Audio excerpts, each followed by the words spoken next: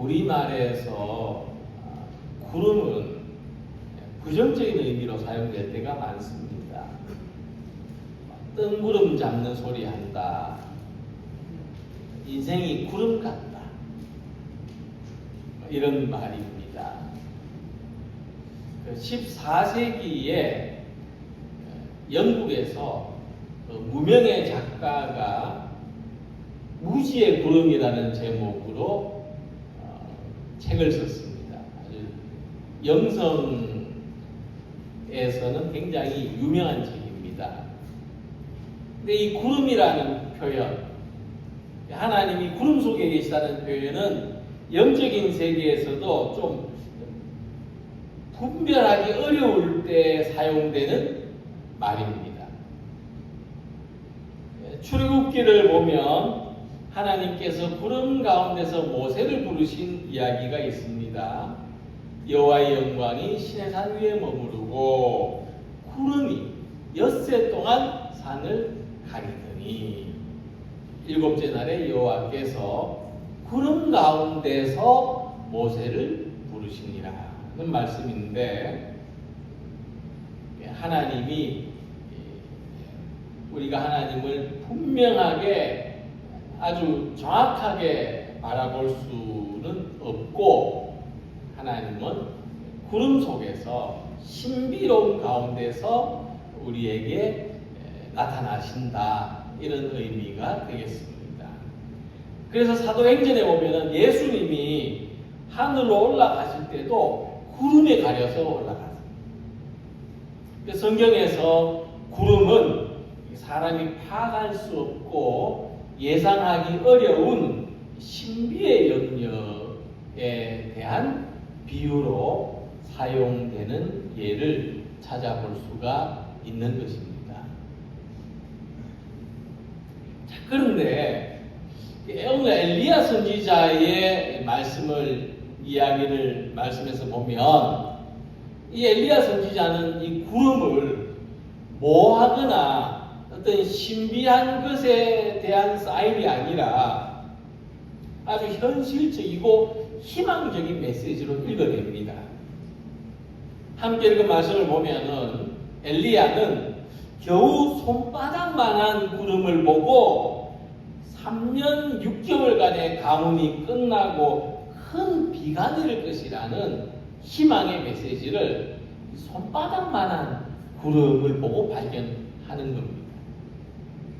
그래서 엘리야에게 구름은 무지가 아니고 신비도 아니고 무의미함도 아니게 됩니다. 가장 큰 이유가 뭐겠습니까? 구름을 바라보는 엘리야의 믿음에 있는 것입니다. 엘리야는 작은 구름에서 큰 비를 바라보는 믿음이 있었고, 그 믿음을 기도와 실천으로 완성해가는 삶이 있었다는 것입니다. 그래서 구름의 의미가 이렇게 상반될 수가 있습니다. 그래서 하나님을 믿는 삶은 손바닥만한 작은 구름에서도 큰 비를 발견하는 것입니다. 하나님을 믿는 믿음은 파괴 속에서도 새로운 창조를 보고, 어둠 속에서도 빛을 보고, 부정 속에서도 긍정을 바라볼 수 있는 것입니다. 이것은 믿음에서 가능합니다. 하나님을 믿는 삶이 이런 삶을 살아가게 합니다. 오늘 우리 모두는 우리의 삶에서, 가정에서, 교회에서, 세상에서 하나님이 보여주시는 작은 구름, 손바닥만한 구름을 발견할 수 있기를 바랍니다. 희망의 메시지죠. 성경 한 구절에서 찬송 한 곡을 부를 때, 말씀 한마디를 들으면서 새로운 일을 만났습니다. 뜻밖의 사건을 경험했을 때, 인상 깊게 본 것이라든지 오래 내 속에 머무르는 생각, 어떤 사람과의 소중한 만남, 이와 같이 우리 삶에서 이 손바닥만한 구름은 수없이 나타났다가 사라지는 겁니다. 그런데 이것을 하나님이 주신 것으로 바라보고 희망으로 받아들이고 기도의 제목으로 붙드는 성도님들이 되시기를 바랍니다. 작은 구름에서 은혜의 큰 비를 바라보는 믿음으로 금년 한 해 우리들의 삶과 교회, 세상 속에 하나님의 큰 은혜가 임하기를 소망하는 우리 모든 성도님들이 되시기를 바랍니다. 첫 번째로 작은 구름에서 큰 비를 본 엘리야에게는 간절한 기도의 모습이 있었습니다. 당시 이스라엘은 두 개의 왕국으로 분열되고 북이스라엘은 아합 왕이 다스리고 있었습니다. 그 아합은 그 앞에 있는 어떤 왕들보다도 악한 통치를 했는데 바알과 아세라 이 우상의 신상을 만들어서 국가적으로 우상을 섬기도록 했습니다. 큰 죄죠. 또 하나님을 섬기는 참된 선지자들을 죽이고 탄압했고 우상의 제사장들에게는 특혜를 베풀어 줬습니다. 자기 개인적인 이익을 위해서 나봇이라는 사람을 죽이고 그가 가진 포도밭을 강제로 빼앗아서 자기 땅에 편입시켰습니다. 하나님은 이런 아합 왕에게 경고를 주시기 위해서 북이스라엘 땅에 3년 반 동안이나 비를 내리지 않으셨는데 그 중에 엘리야 선지자를 보내셔서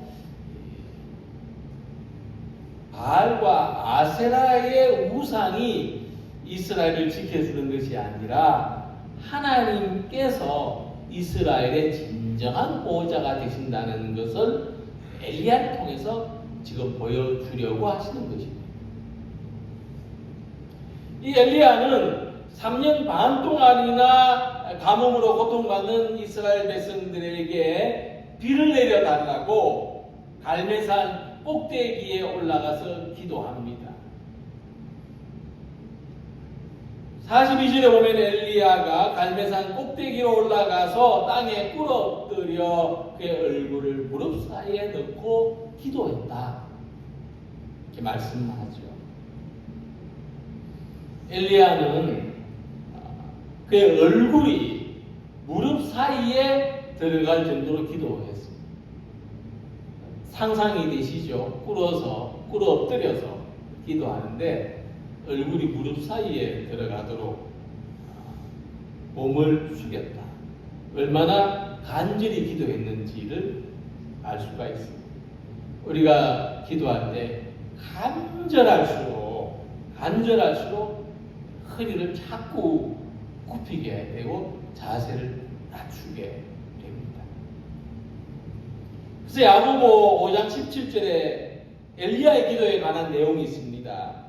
엘리야는 우리와 성정이 같은 사람이로되 그가 비가 오지 않기를 간절히 기도한즉 3년 6개월 동안 땅에 비가 오지 아니하고 다시 기도하니 하늘이 비를 주고 땅이 열매를 맺었느니라 하는 말씀인데 이 말씀을 보면 알 수 있는 것이 두 가지죠. 첫째, 엘리야는 우리하고 똑같은 사람이라는 겁니다. 우리하고 똑같은 사람이었다. 근데 둘째는 그가 간절히 기도했다는 거죠. 간절히 기도함으로 응답을 받았는데 아주 그 응답은 놀라운 것이었다. 자, 그래서 엘리야의 간절한 기도는 얼굴이 무릎 사이에 파묻히도록 자신을 낮추는 기도입니다. 우리도 이런 기도 해보신 줄로 압니다. 얼굴이 무릎 사이에 파묻히도록 간절히 엎드려서 기도하는 거죠. 근데 이 의미가 어떤 거냐면 진짜 자기를 낮추는 기도, 진짜 간절한 기도는 어떤 거냐 하면 자기를 잊는 기도입니다. 아마 이 간절한 이 깊이까지 가보신 분이 있으실지 모르겠는데, 우리가 생각하는 기도하고 반대예요. 우리가 생각하는 간절한 기도는 뭐냐면, 정말 목이 터져라고 뭐 소나무를 뭐 몇 그루 뽑아내는, 그래서 내가 바라는 것이 더 절실해지고 더 분명해지고 뭐 그런 기도라 간절한 기도라고 생각하는데, 그 반대라는 거예요. 자기가 사라지는 기도,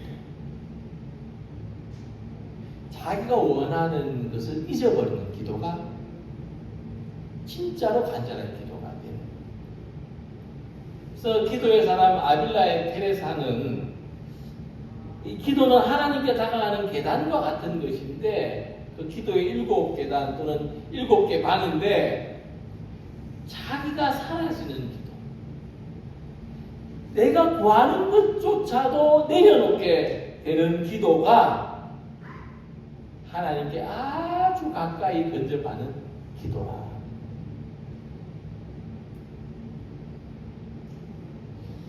그래서 우리가 엘리야의 기도를 통해서 간절히 기도한다는 것이 무엇인지에 대해서 새롭게 생각할 수 있어야 하는 겁니다. 진짜 간절해지면 다 내려놓게 된다는 거죠. 우리가 예수님의 기도에서 간절한 기도의 모습을 발견할 수가 있는데, 마태복음 26장 39절 보면 조금 나아가서 얼굴을 땅에 대시고, 엘리야하고 같은 그 모습이에요. 그죠?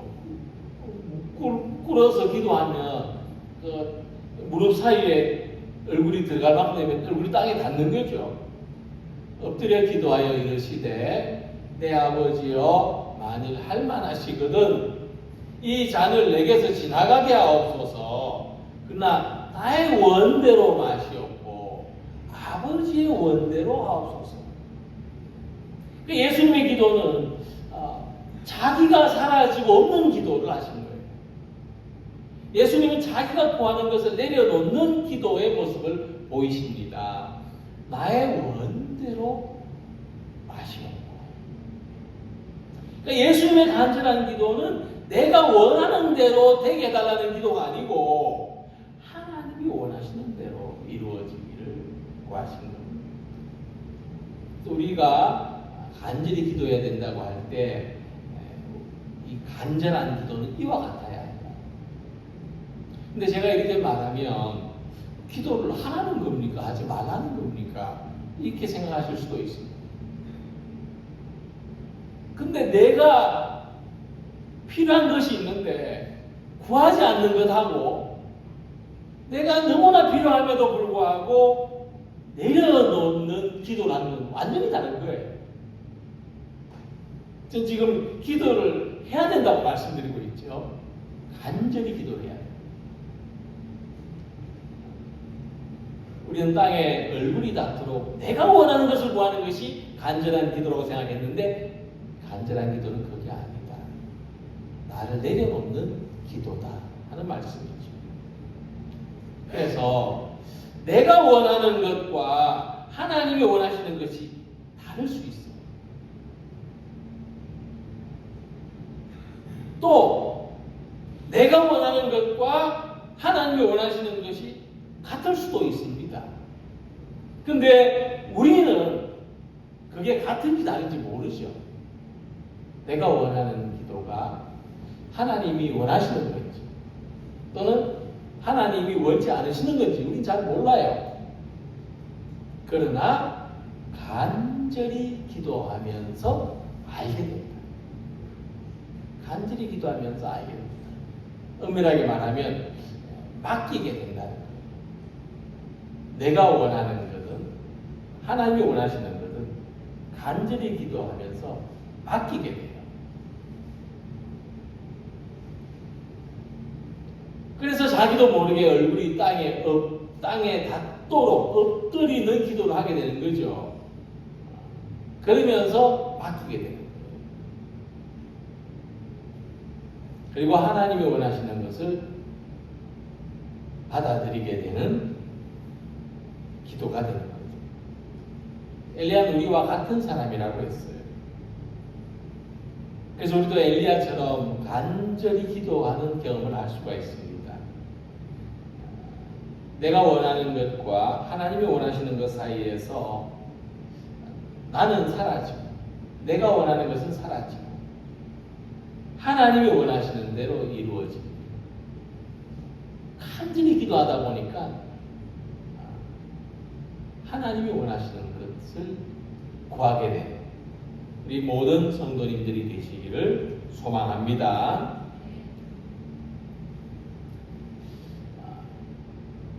엘리야가 이렇게 간절히 기도하는데 7번이나 기도한 것을 볼 수가 있어요. 엘리야가 7번 기도했다는 것은 숫자적으로도 7, 7은 완전수죠. 완전히 기도했다. 기도의 횟수에 있어서 기도의 길이에 있어서도 완전했다 이런 의미가 되겠는데 포기하지 않는 기도를 했다고 생각합니다. 엘리야는 비가 내리기까지 포기하지 않는 기도를 했다는 거죠. 인디언들이 기후제를 지내면 신통하다고 해요. 100% 비가 온답니다. 인디언들이 기후제를 지내면 100% 비가 온대요. 그 이유가 뭐냐 하면은 비가 내릴 때까지 기후제를 지낸다. 비가 내릴 때까지. 열흘이고 100일이고. 그러니까 기후제를 지내면 100% 비가 오는 게 맞죠. 그렇다면 엘리야가 7번 기도한 것도 그렇게 생각할 수 있지 않을까? 엘리야가 그러면 8번, 9번도 기도했지 않을까? 비가 올 때까지. 이렇게 생각할 수가 있는데 근데 좀 다릅니다. 3가지 이유가 있어요. 먼저 엘리야는 7번 숫자가 있었다는 거죠. 어떤 그게 완전수를 채운 그런 의미라고도 볼 수 있는데 7번이라는 숫자가 있어요. 무작정 기도했다. 끝까지 기도했다. 이런 게 아니고 7번 횟수가 있다는 거죠. 카운트가 된다는 거죠. 7번 기도해서 응답된다면은 기도해 볼 만하죠. 어떻습니까? 뭐든지 7번 기도해서 응답된다면은 기도 한번 해볼 만하지 않습니까? 사실 우리는 그런데 이보다 더 해요. 똑같은 내용의 기도를 365번 1년 내내 하지 않습니까? 7번 더 해요. 그런데 어떻게 엘리야의 기도는 응답이 되고 내 기도는 365번 하는데도 응답이 안 되는가? 분명히 엘리야하고 나하고 똑같은 사람이라 그랬는데 그 이유가 뭘까? 하나님의 응답은 기도의 횟수와는 연관이 없는 줄로 생각합니다. 엘리야가 7번 기도한 것은 포기하지 않는 기도를 했다. 이렇게 보는 거죠. 우리 사실 우리 경험으로 한두 번 기도해보고는 안 되나 보다. 포기하는 기도 얼마나 많았습니까? 우리가 1년 동안 우리가 기도한 제목들을 생각해 보면 거의 대부분은 한두 번 기도해보고 안 되나 보다 하고 스며시 지워버리죠. 그래도 3번까지는 기도해 봤을 겁니다. 3세판이니까. 근데 좀 더 인내하면 5번까지는 기도할 수 있어요. 제 경험인데 5번까지는 확신을 가지고 기도할 수 있어요. 근데 5번까지 안 되면요 어떻게 됩니까? 포기해요. 제가 앞에서 365번 기도한다 그랬는데 360번은 뭐냐? 그냥 포기한 마음으로 돼도 좋고 안 돼도 할 수 없고 기도하는 거예요. 사실 우리는 그렇게 기도하는 거예요. 5번까지는 그래도 인내하면서 기도해 보다가 5번 넘어가면은 대부분 포기하는 마음으로 그런 마음 그냥 낚시꾼이 낚싯대 한 20대 펼쳐놓고 아무데나 하나만 걸려라 이런 마음으로 기도하는 것이라 생각합니다. 그래서 우리는 엘리야처럼 7번까지라도 포기하지 않는 마음으로 기도해요. 7번까지라도. 왜 7번까지 하면은요, 7번까지 포기하지 않고 기도하면 365번도 가능합니다. 7번까지 포기하지 않고 기도하는 경험이 있으면 1년 내내 포기하지 않고 기도할 수 있다. 10년 포기하지 않고 기도할 수 있다. 그래서 7번이 중요하다 이렇게 말씀을 드립니다. 두 번째로 왜 엘리야가 7번까지 기도하고 멈췄느냐? 그 이유는 우리가 말씀에서 보는 것처럼 7번째 기도할 때 변화가 일어났어요. 없던 현상이 나타났어요. 바다에서 사람의 손바닥만한 구름이 일어났습니다. 이 손바닥만한 구름에서 비가 내리는 구름이 되려면은 또 얼마나 많이 기다려야 될까요? 최소 한두 시간 기다려야 될 수 있죠. 또는 뭐 손바닥만한 구름이 생겼다가 바람에 날려서 없어질 수도 있죠. 근데 엘리야는 이 작은 이 손바닥만한 구름을 보고도 응답을 확신했다. 우리가 기도하면서 작은 부분이라도 이 손바닥만한 부분이라도 이루어진 것을 확신하고 살아가야 되는데 사실 그렇게 하기보다는 나머지 더 큰 부분 이루어지지 않은 것만을 생각하면서 포기하는 사람이 많다는 거예요. 이루어진 것을 붙들고 믿음 생활하는 게 아니고 아직 이루어지지 않은 것 보고 낙심하는 사람이 많습니다. 예수님은 산만큼 큰 믿음이 있어야 산을 옮긴다고 말씀하시지 않고 겨자씨만한 믿음만 있어도 산을 옮긴다 하셨습니다. 겨자씨만큼 작은 믿음으로도 크고 놀라운 일을 행하는 성도님들이 되시기를 바랍니다. 그래서 엘리야가 7번 기도하고 멈추기. 세 번째로 엘리야는 남이 본 것을 믿었습니다. 자기가 직접 보고 믿은 게 아니고 남이 본 것도 듣고 믿었어요. 엘리야는 직접 보지 않았습니다. 사환을 시켰어요. 보게 했죠. 손바닥만한 구름이 일어나요. 우리 같으면 들었을 때 좀 더 잘 보고 와라. 진짜 맞냐고. 손바닥만한 게 요만한데 어떻게 보면은 있고 어떻게 보면 없는 거 아닙니까? 요만한 거. 잘 보고 와라. 그래도 손뚜껑만큼은 커야 안 되겠냐. 그래야 좀 믿음이 가지 않겠냐. 손바닥만 하다 했는데도 믿었어요. 복음서를 보면은 믿음 종 백부장이 있었는데 자기 하인이 병들었을 때 예수님한테 고쳐달라고 했죠. 그 말을 듣고 예수님이 직접 가려고 하셨는데 이 백부장이 이렇게 말합니다. 다만 말씀으로만 하옵소서. 그러면 내 하인이 낫게 싸움나이다. 병든 사람이 자기 아들 같았으면은 아이고 예수님 어서 같이 집으로 가자고 했을 텐데 별로 소중하지 않은 하인이기 때문에 아닙니다. 말씀만 해주십시오. 이렇게 했을까요? 아니라고 봅니다. 그러니까 예수님이 이 백부장 믿음을 칭찬하는 거죠. 작은 손만큼 이루어진 것도 응답이고 남이 자기 대신에 온 것도 응답입니다. 그래서 내가 받아들이는 믿음이 핵심이죠. 그걸 내가 받아들이는 믿음이 핵심입니다. 믿음이 있으면요, 남이 본 것도 믿어지고, 믿음이 있으면 조그맣게 이루어진 것도 믿어집니다.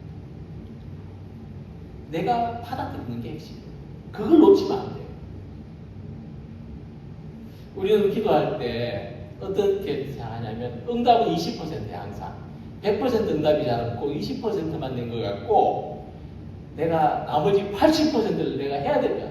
조금만 이루어주신 것 같은데 사실 우리가 기도하는 대부분은요. 내가 할 수 있는 게 2%도 안 돼요. 사람은 자기가 할 수 있는 게 한 20% 되면 기도 안 할걸요. 그냥 하지. 그러니까 우리가 하나님 응답 앞에서 내가 할 수 있는 건 2%도 안 돼요. 근데 대부분 사람들이 이 2%를 못 합니다. 믿고 받아들이는 게 2%밖에 안 되는데 그거 못 해요. 금년 한 해처럼 우리 금년 한 해 엘리야처럼 기도하면 좋겠습니다. 확신을 가지고 포기하지 않는 기도. 겨자씨만큼의 믿음으로 산을 옮기는 기도를 하시기 바랍니다. 2%로 100%의 열매가 있는 모든 성도님들이 되시기를 소망합니다. 어떤 마을에서 가뭄이 들어가지고 모든 교인들이 특별 기도회를 하기로 했어요. 그날 기도는 비를 내려달라고 농사를 지어야 되는데 가뭄이 너무 심하니까 비를 내려달라고 모였어요. 근데 어떤 어린애가 우산을 들고 예배당에 들어오니까 기도에 모인 사람들이 그 애를 보고 이렇게 말했다는 거예요. 얘야, 비도 안 오는데 우산을 왜 들고 왔니? 비 내려달라고 기도하러 모인 사람들인데 우산 들고 오니까 야, 너 믿음 좋구나 해야 되는데 비도 안 오는데 우산을 왜 들고 와? 기도하는 우리가 그렇다는 겁니다. 기도는 내 마음을 다스리려고 하는 게 아니에요. 기도하면은 되든 안 되든 내가 그냥 편하니까 그래서 기도하는 게 아닙니다. 하나님이 하실 일을 기대하는 겁니다. 그래서 세 번째로 나눌 말씀은 하나님의 응답을 확신한 엘리야의 행동입니다. 44절에 보면 이르되 올라가 아합에게 말하기를 비에 막히지 아니하도록 마차를 갖추고 내려가소서 하라. 그러니까 엘리야는 겨우 손바닥만한 구름을 보고 아합에게 말하기를 걸어서 내려가면 비를 맞으니까 비에 맞지 않도록 지붕 있는 마차를 타고 내려가라. 이랬다는 거예요. 우리 같으면 손바닥만한 구름을 보고 어떻게 생각합니까?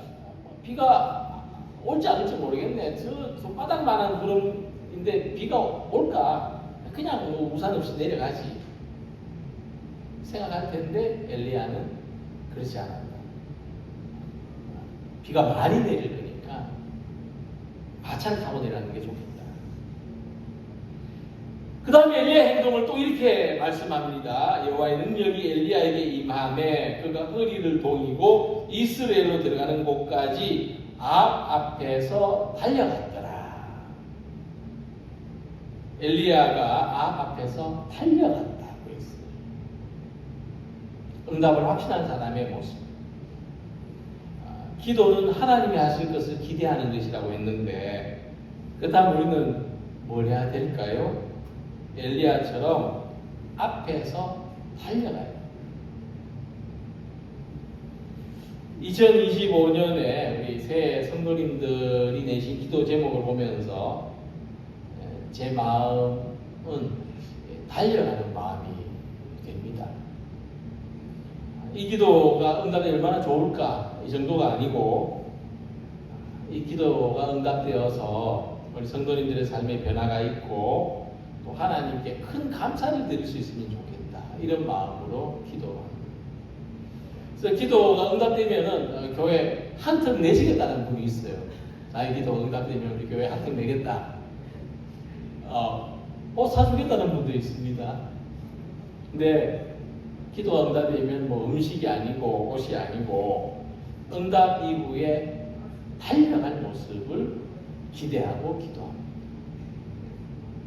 그래서 금년에 우리 교회에 기도하는 분들이 많아지기를 소망합니다. 다르게 말씀드리면 기도하는 대로 앞에서 달려가는 분들이 많아지기를 소망합니다.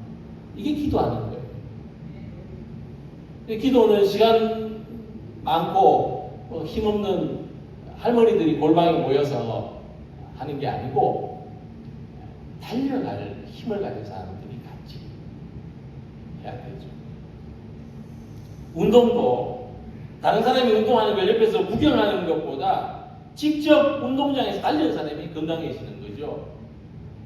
다른 사람의 기도 응답을 기다리는 것보다 자기가 기도하는 대로 달려가는 사람이 영적인 삶에 더 복된 것입니다.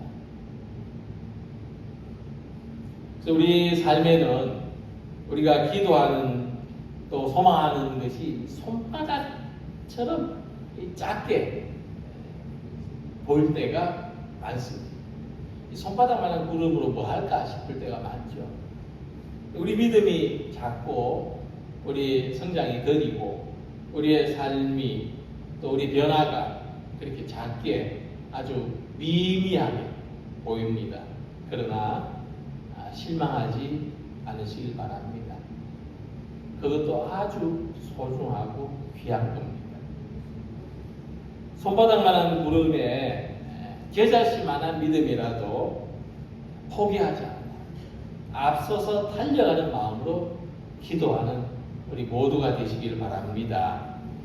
은혜의 큰 비를 바라보는 사람들이 되시고 응답의 약속을 믿고 붙들고 기도하는 사람들이 되시고 또 앞장서서 달려가는 모든 성도님들이 다 되시기를 주님 이름으로 기원합니다. 기도드리겠습니다.